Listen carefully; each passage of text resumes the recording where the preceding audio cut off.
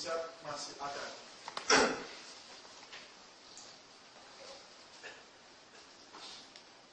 Kita akan membuka terlebih dahulu kitab Markus.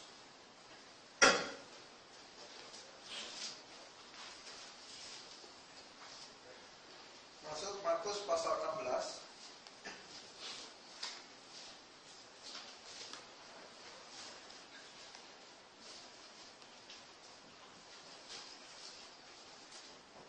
Markus pasal 16 ayat 17 sampai dengan ayat yang ke-20. Markus 16 ayat 17 sampai 20. Saya akan bacakan. Tanda-tanda ini akan menyertai orang-orang yang percaya. Mereka akan mengusir setan demi namaku. Mereka akan berbicara dalam bahasa-bahasa yang baru bagi mereka. Mereka akan memegang ular, dan sekalipun mereka minum racun maut, mereka tidak akan mendapat celaka. Mereka akan meletakkan tangannya atas orang sakit, dan orang itu akan sembuh. Sesudah Tuhan Yesus berbicara demikian kepada mereka, terangkatlah ia ke surga, lalu ia duduk di sebelah kanan Allah. Saya kasih judul mujizat masih ada. Kenapa? Karena Tuhan itu tidak pernah berubah. Betul. Tuhan Yesus tidak berubah, tidak berubah, tidak berubah. Tuhan Yesus tidak berubah. Itu betul ya. Jadi Tuhan Yesus tidak berubah, maka kuasa Yesus pun tidak berubah, yaitu mujizatnya. Jadi mujizatnya selalu ada. Jadi mujizat sampai sekarang itu pasti masih ada, karena Tuhan Yesus tidak berubah. Kalau Tuhan Yesus tidak berubah, Allah tidak berubah, ya mujizatnya juga pasti masih ada. Nah sekarang kita mau melihat cara pengertian yang salah tentang mujizat. Yang pertama itu ada di dalam Yohanes pasal 14 ayat 12. Yohanes pasal 14 ayat 12.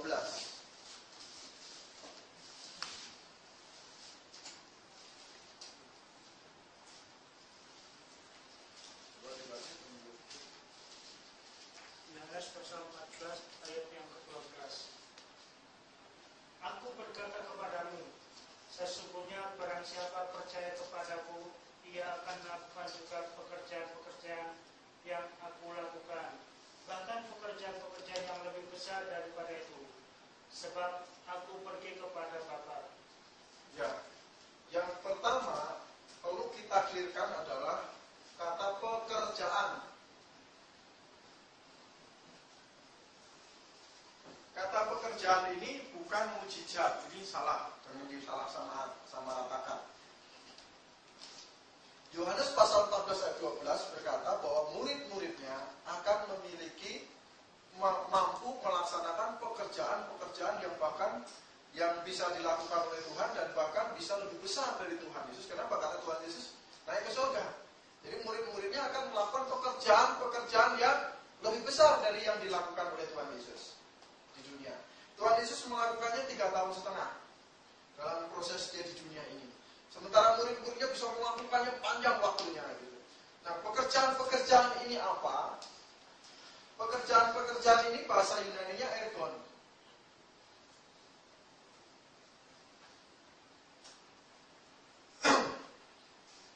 Sementara mujizat, kuasa itu terata, terus dunamis, ya, itu beda kasusnya. Terata itu mujizat, wonders, atau dunamis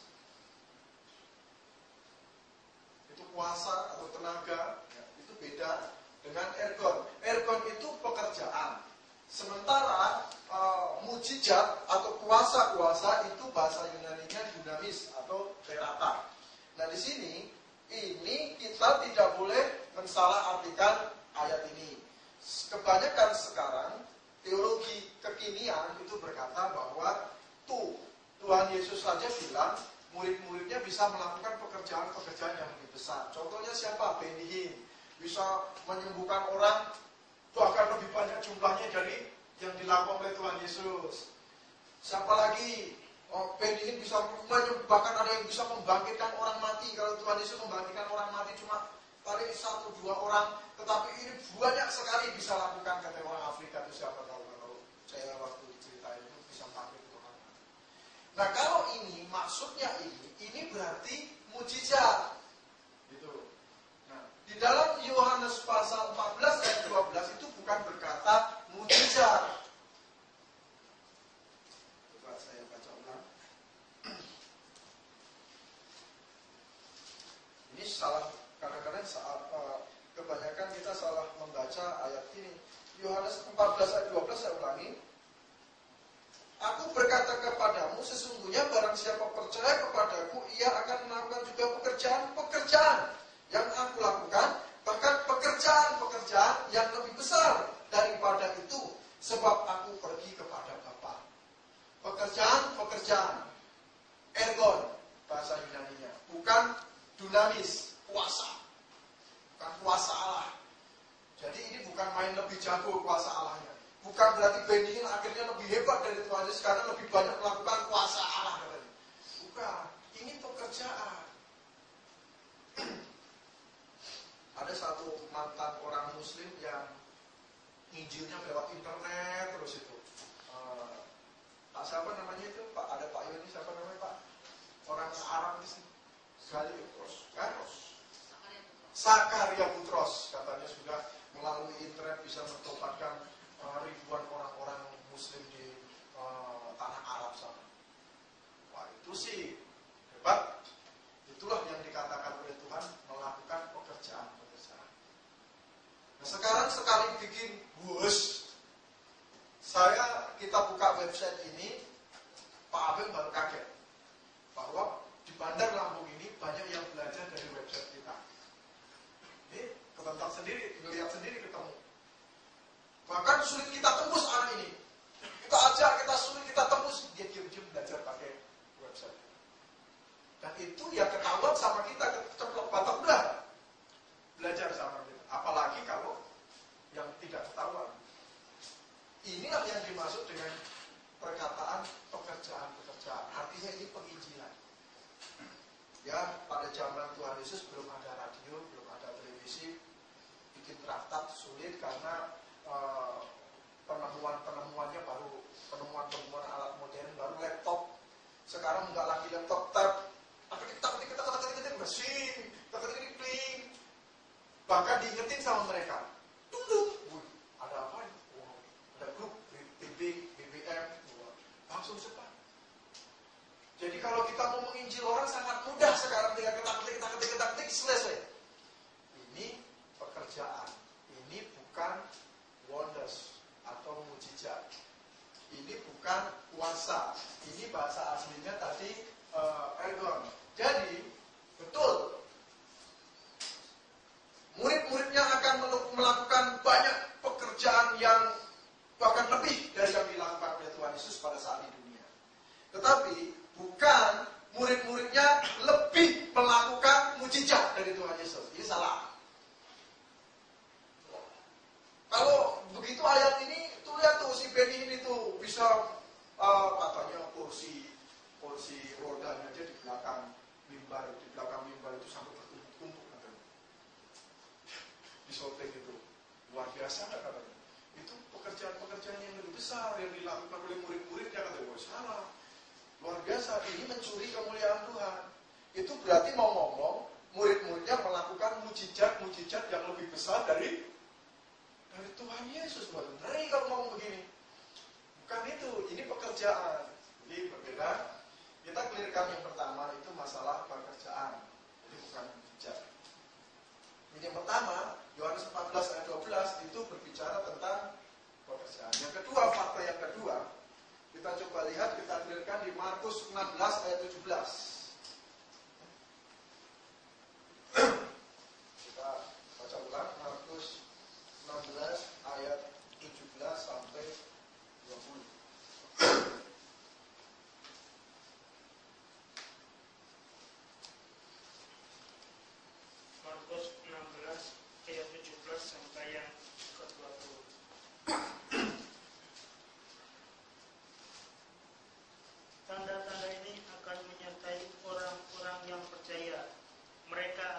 mengusir setan-setan demi namaku. Mereka akan berbicara dalam bahasa-bahasa yang baru bagi mereka. Mereka akan memakan ular, dan sekalipun mereka minum racun maut, mereka tidak akan mendapat celaka. Mereka akan meletakkan tangannya atas orang sakit, dan orang itu akan sembuh. Sesudah itu Tuhan Yesus berbicara demikian kepada mereka, terangkanlah ia ke surga, lalu duduk di sebelah kanan Allah. Mereka pun pergilah memberitakan Injil ke segala penjuru, dan Tuhan turut bekerja dan meneguhkan firman itu dengan tanda-tanda yang menyertainya. Ya. Yang pertama yang perlu kita clearkan di poin kedua ini adalah tentang orang percaya. Siapa? Nah, ini. Siapa orang percaya ini? Kalau ayat itu berkata setiap orang percaya, ini perlu di-clearkan. Kalau ayat ini berbicara tentang berkata setiap orang percaya, maka saya harus bisa melakukan hal-hal yang ada di bawah ini. Itu faktanya begitu. Mereka akan mengusir setan-setan demi namaku. Mereka akan berbicara dalam bahasa-bahasa yang baru bagi mereka. Kalau sekarang teologi kekinian orang-orang karismatik bilang ini bahasa roh. Mereka akan memegang ular, dan sekalipun mereka minum racun maut, mereka tidak akan celaka. Mereka akan meletakkan tangannya atas orang sakit, dan orang itu akan sembuh. Jadi ini harus bisa dilakukan oleh orang-orang, setiap orang percaya. Kalau ayat ini berbicara ini setiap. Ternyata fakta ini tidak ada. Jadi tidak berkata setiap. Tidak berbicara tentang setiap. Berarti orang-orang percaya ini siapa? Orang-orang percaya yang sungguh-sungguh misalnya. Orang-orang percaya yang sungguh-sungguh. Nah, yang sungguh-sungguh yang seperti apa, yang tidak sungguh-sungguh seperti apa, itu repot. Orang-orang percaya yang dipilih. Nah, orang-orang percaya itu semuanya pasti dipilih. Ayo orang-orang percaya yang mana? Nah, di dalam grammarnya itu contemporaneous. Jadi kontemporer sejaman, sewaktu. Nah, dalam grammarnya ini, grammar Yunani ini, orang-orang percaya ini adalah kontemporer atau sejaman atau sewaktu. Nah, sejaman atau sewaktu ini maksudnya apa? Maksudnya adalah berbicara dengan konteks di ayat yang ke-20. Sejaman atau sewaktu di ayat yang ke-20. Coba kita lihat. Mereka pun pergilah memberitakan Injil ke seluruh penjuru. Dan Tuhan turut bekerja dan meneguhkan firman itu dengan tanda-tanda yang menyertainya. Ini sedikit saya ajak sedikit bermain itu, menganalisa kata-kata, menganalisa ayat.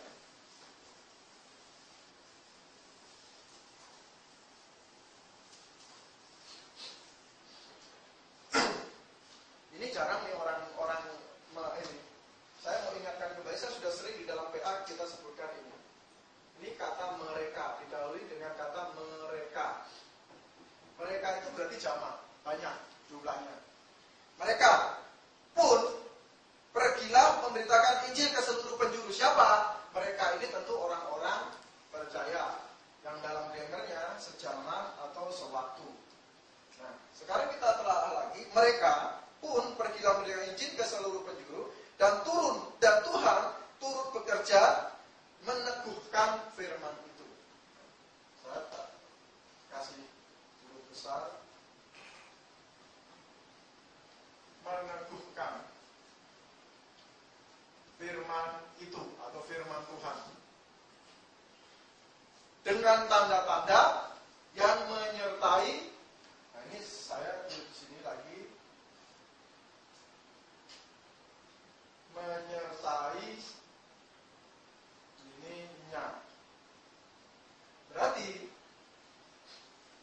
tanda-tanda ini menyertai siapa kalau baca ayat ini?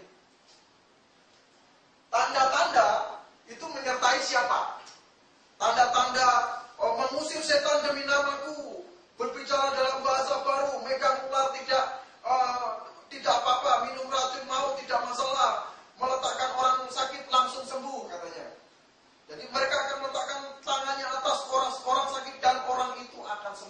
pasti itu bukan kemungkinan sembuh, tapi akan sembuh langsung.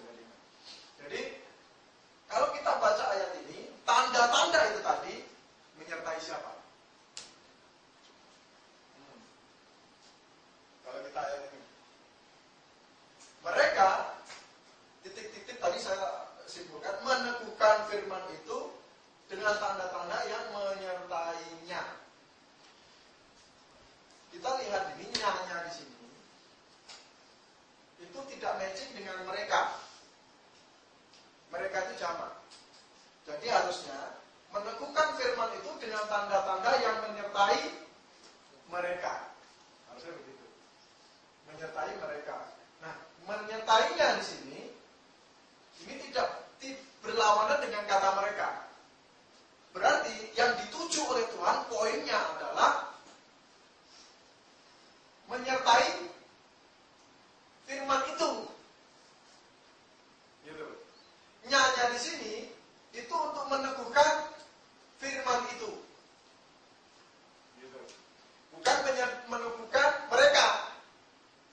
Meneguhkan firman itu. Makanya dikasih katanya. Jadi meneguhkan firman itu dengan tanda-tanda yang menyertainya itu firman itu. Artinya ketika orang-orang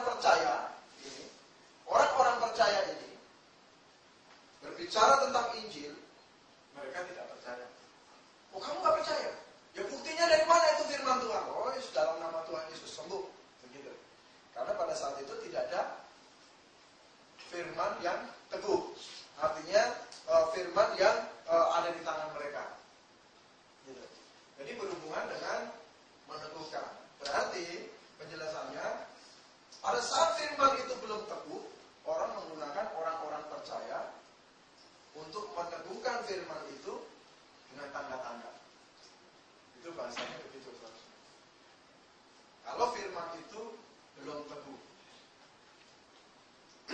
Tadi ada satu, saya lagi pergi pelayanan di Bukuk, ada satu orang saksi Yehova datang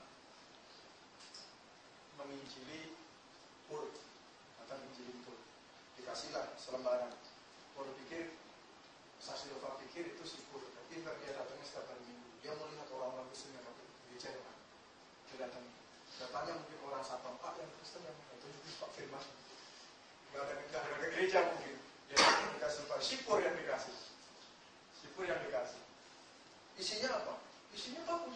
Firman Tuhan itu luar biasa. Firman Tuhan itu sungguh indah. Firman Tuhan itu Alkitab itu luar biasa. Jadi Alkitab itu sungguh agung, membuktikan bagus. Contoh pesawat terbang begini. Kenapa bengkok begini? Katanya. Itu meniru di dalam Alkitab ketika Raja Wali terbang itu ada bengkokan di sayap. Gambar apa tidak? Bengkokan Raja Wali itu sayapnya bengkok begini. Kayak pesawat Lion yang terbaru begitu, bengkok begitu. Nah, itu luar biasa mereka. Mereka jelaskan firman Tuhan. Tapi ujung-ujungnya nanti mereka tahu. Nah, pada saat itu sangat sulit untuk menjelaskan firman Tuhan itu. Yang mana firman Tuhannya? Gitu. Itu bicara sama siapa firman Tuhan itu kan begitu. Oh, ini kuasanya ada, saya buktikan. Begitu. Nah, jadi kondisinya sejaman atau kontemporer atau sewaktu itu pada saat firman itu belum teguh. Begitu. Itu pada saat belum teguh. Jadi pada saat firman Tuhan itu belum teguh, maka Tuhan menyertai tanda-tanda itu. Contoh para rasul diberi kuasa itu untuk melakukan tanda-tanda itu. Nah sekarang, apakah firman ini sudah teguh atau belum? Begitu. Firman Tuhan ini. Setelah Wahyu 22 ayat 21, kenapa ditulis supaya jangan ditambah dan dikurangi? Karena di situ peneguhannya. Siapa yang menambah, siapa yang mengurang itu peneguhannya atau finishnya. Jadi setelah Alkitab selesai ditulis, Wahyu 22 ayat 21 selesai ditulis, itu adalah teguh peneguhannya. Sehingga sekarang ingat, mujizat masih ada, tetapi saya tidak bisa bikin mujizat. Gitu. bisa bikin mujizat. Saya kalau minum racun ya mati. Dipatok ular kejam-kejam, tergantung ular apa. Saya punya kawan pawang ular. Didik anak baru SMA begitu meninggal. Gara-gara didiknya itu ular misalnya dipatokin ke dia, patokin ke dia, biar kuat, biar kebal, kata mati, meninggal. Apalagi saya disuruh patok begitu ya, kejam. Sekalipun orang percaya. Beda kasusnya. Karena apa? Firman Tuhan sudah teguh, tidak perlu diteguhkan dengan hal-hal seperti itu oleh saya. Yang pada waktu itu rasul-rasul itu diberikan mandat, diberikan karunia, diberikan mandat supaya kalau dia nunjuk, rasul itu nunjuk, jadilah begitu. Itu namanya peneguhan. Tetapi sekarang karena firman itu sudah teguh, maka para rasul dan jabatannya itu sudah ditiadakan. Sehingga apa? Sehingga kita tinggal menceritakan saja ini, bahwa mujizat masih ada. Nah, coba kita lihat di Roma pasal 1 ayat yang ke-16.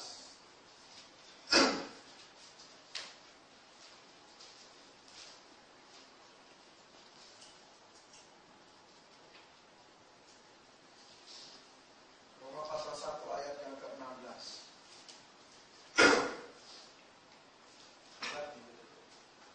Roma pasal 1 ayat yang ke-16.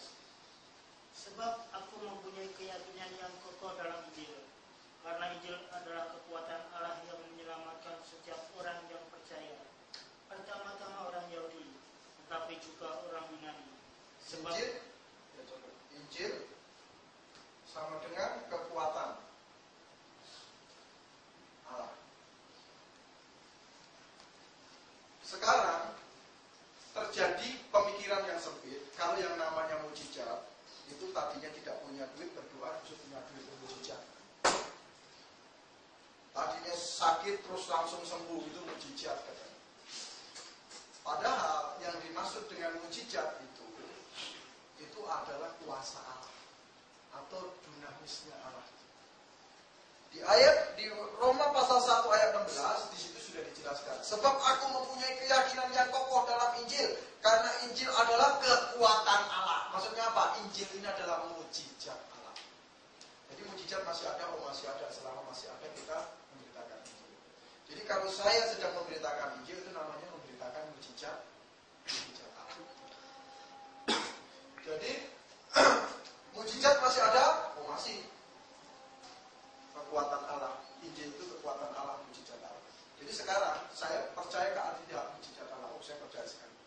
Bahkan di dalam pemberitaan Injil Tuhan berikan, kadang-kadang berikan kita kekuatan lebih, itu bisa.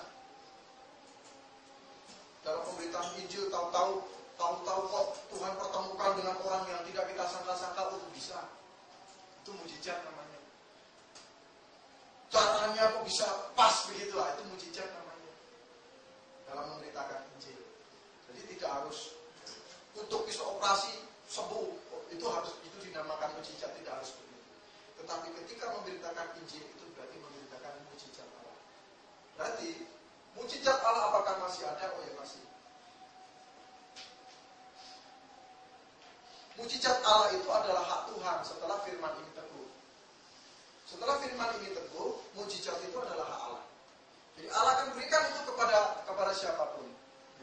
Tetapi mujizat tidak bisa diadakan oleh seseorang setelah firman Tuhan menjadi teguh. Mujizat tidak bisa diadakan oleh Tuhan, oleh manusia, tetapi oleh Tuhan bisa.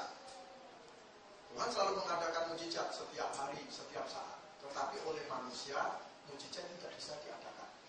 Kalau kita mengadakan mujizat saat ini, itu sudah masuk dalam kategori perdukunan. Perdukunan melakukan itu, melakukan hal itu. Dan coba kita lihat di Matius 7 ayat 23.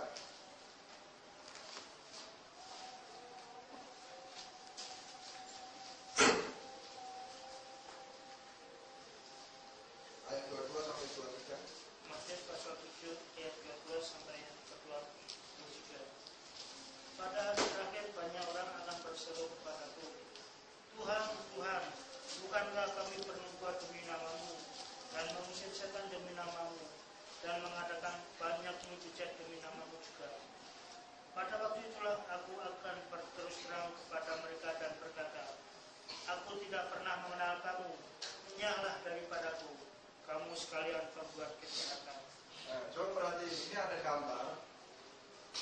wilayah namanya. Ini zaman Tuhan Yesus disalib. Ini zaman Alkitab selesai ditulis. Ini zaman sejaman orang-orang percaya yang saya gambarkan itu hidup di sini. Setelah Wahyu 22 ayat 21 selesai ditulis, kita hidup di sini.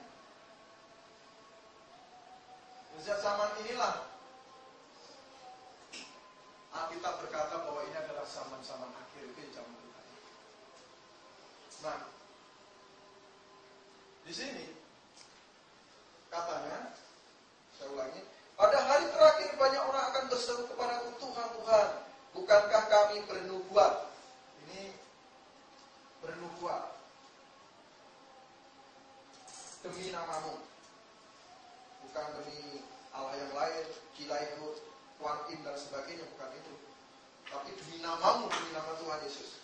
Mengusir setan demi namamu, mengusir setan.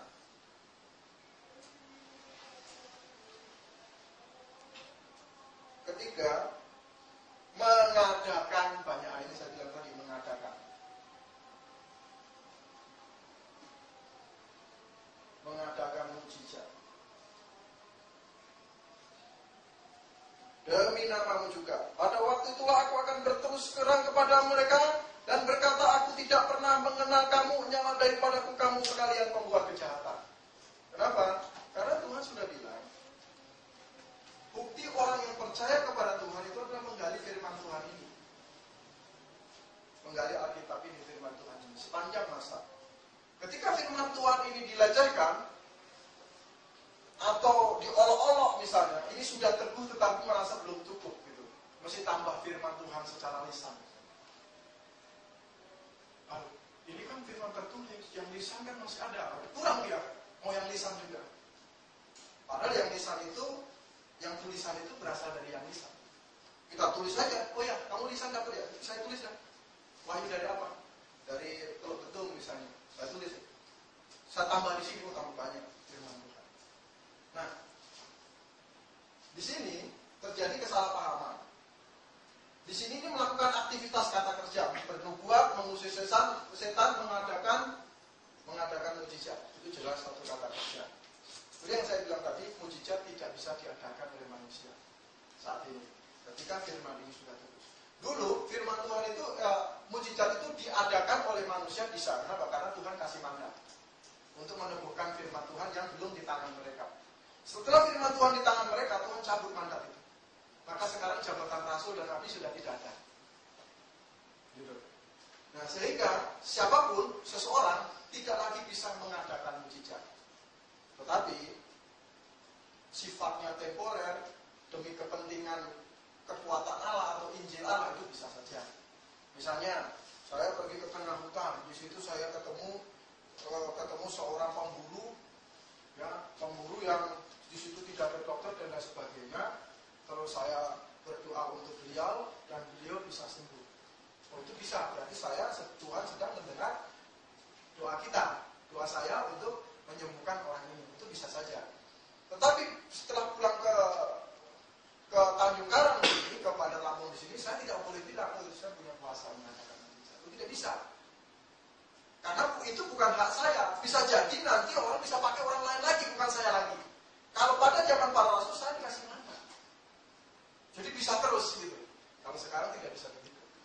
Jadi tidak bisa mengadakan mujizat. Sehingga Tuhan berkata kepada mereka, nyah kamu membuat kejahatan. Kenapa? Karena firman Tuhan yang sudah teguh dirusak kembali oleh cara-cara yang tidak alkitabiah. Sehingga orang tidak lagi belajar Alkitab sekarang ini, tidak lagi belajar Alkitab, tetapi belajar mencari sesuatu yang supranatural, supranatural. Contoh, pergi ke gereja supaya pengen tidak perlu dioperasi lagi penyakitnya dan lain sebagainya, itu satu hal yang salah. Ada lagi yang mau ditanyakan?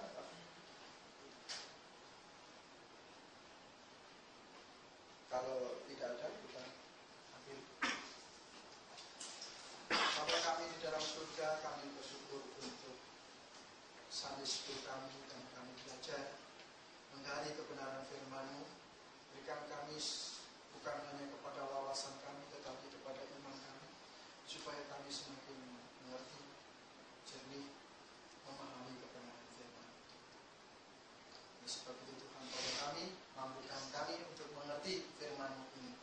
Di dalam nama Tuhan Yesus Kristus kami berdoa. Amin.